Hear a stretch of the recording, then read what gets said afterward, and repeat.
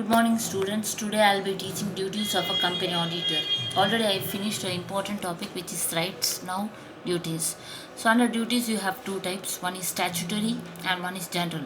Statutory duties are the duties which are provided in the Companies Act, whereas general duties are the duties which are specified by the law and it is recognized by the law. It can be also called as legal duties. So first we'll go to statutory.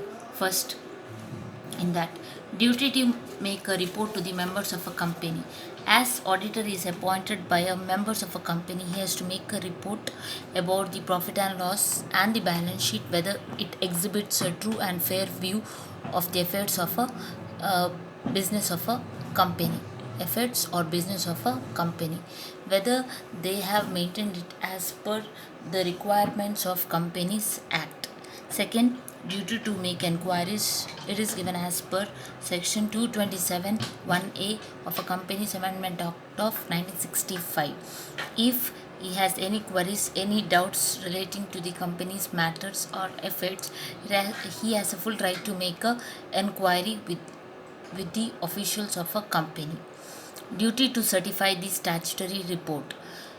Auditor has a duty to certify the statutory report, the report which is kept as per the law or statute after it has been signed by not less than two directors of a company. Duty to sign this report. It is compulsory for an auditor to sign the report what he is going to prepare at the end.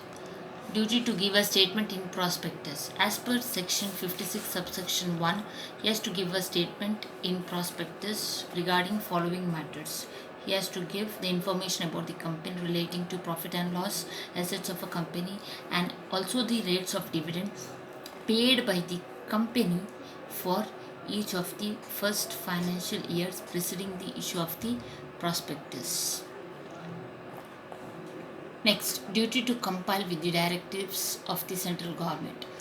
As per section 227 4A, subsection 4A, he has a duty to compile or he has to work as per the direction or the guidelines given by the central government, and it has to be given to the central government, and he has to report or he has to give some information or specific information relating to this specific matter of a certain companies. That certain companies include manufacturing, mining, processing, trading, business of financing, investment, etc., supply and rendering of services. Next, seventh one, duty to certify the declaration of the solvency of the company. As per section 488 subsection 2, he has to certify if the company goes into voluntary liquidation and the declaration of the solvency of a company, if the company is in a position to pay off its debts, that's why it is called as solvent company, is made by a director, then it is his duty to certify the declaration of the solvency of a company. Eighth one, duty to assist investigators or inspectors. Central government will appoint investigators or inspector to investigate the affairs of a company. So it becomes his duty to preserve and produce all the necessary books and papers relating to the company whenever they ask for the same. 9. Duty to assist the central government in connection with prosecution. As per section 242 subsection 1, he has to, that is auditor has to help the central government whenever the directors or the managing directors or any officer of a company is prosecuted by the central government.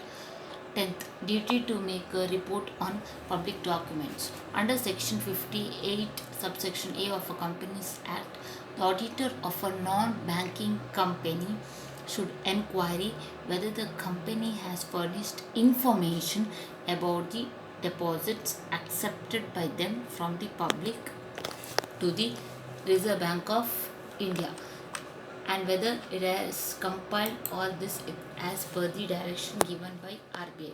If that is not done by the company, then it has to be done, or the report on public deposit should be submitted by the auditor to the RBI.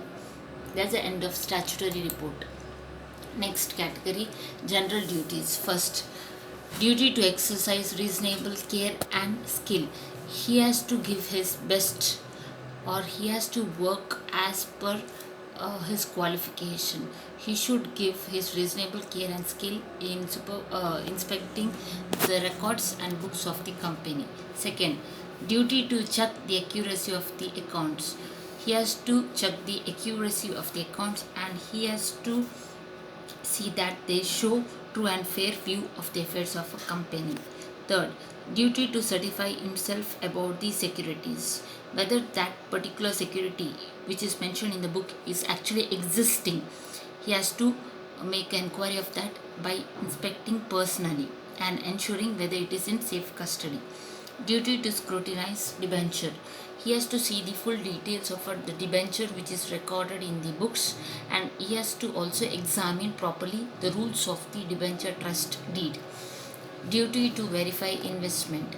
If there is any investment shown in the balance sheet, he has to make an inquiry of that. Duty to report to the shareholders.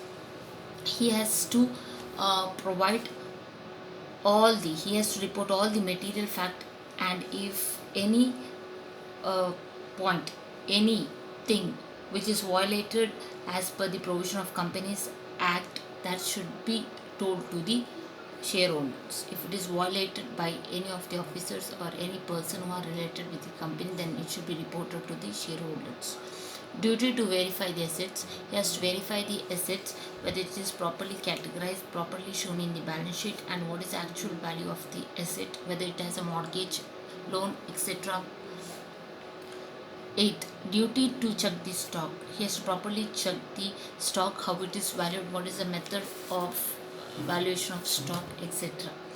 Duty to practice as auditor only if he is qualified.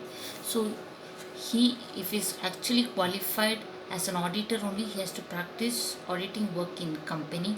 Otherwise, he can be considered as an incompetent person, and he cannot be called as an auditor for the company. Duty to be watchdog and not a bloodhound.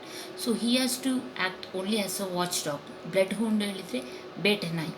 ಬೇಟೆ ನಾಯಿಯಾಗಿ ಹೋಗಿ ಹಿಡಿದು ಅವ್ರಿಗೆ punishment ಕೊಡೋದು ಆ ರೀತಿ ಆಗಬಾರ್ದು. He has to just make a check, he has to just verify, inspect, and later he has to give the information to the management, and management will carry out all the other tasks. Last one, in some textbook it is a separate one, duties arising out of professional etiquette. ಅದು actually ಬೇರೆ ಬುಕ್ಕಲ್ಲಿ ಬೇರೆ division ಆಗಿ ಕೊಟ್ಟಿದ್ದಾರೆ, but I have included in this as maxim card book shows the same. Duty arising out of professional ethics ಹೇಳಿದರೆ ಅವರ ಪ್ರೊಫೆಷ್ನಲ್ಗೆ ಯಾವುದೆಲ್ಲ ethics ಇರ್ತದೆ. He has to be honest, he has to be sincere, he has to be intelligent enough to see the or to identify the errors and frauds committed by the person. He has to compile with the rules and regulation of Institute of Chartered Accountant, and he has to give full and fair information about the company, as well as he has to give his own opinion and write it as a report, and finally he has to sign it. So this is the end. After 2 days I'll be doing liabilities, so this is very important question for 24 marks. Rights, duties, liabilities. Please, this is only a class revision. Notes I'll be giving from textbook. Thank you.